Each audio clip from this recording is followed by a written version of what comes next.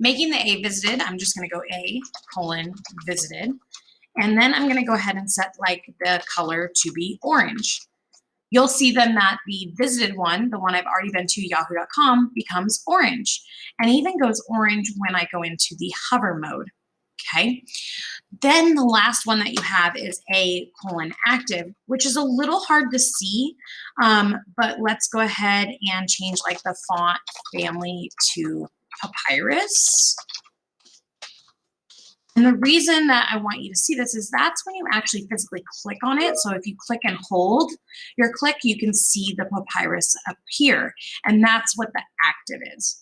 So overall, you've got the 4 states. You have the link, which stylizes what it looks like when you've never been to it, the hover, which stylizes when you actually physically hover over it, the visited, which styles when you've already been to the link, and the active, which styles when you physically click on the link.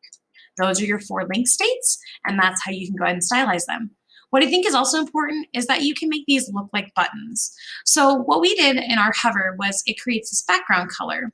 Well, what if I put a background color on a link here of like black, for instance, but I act like it's, a box? What could I add to it that would make it look more button-like? That's the question, right? What could I add to it to make it look more like a button or a box? Well, if I'm trying to push the background color away from the text, I could think back to my CSS box model.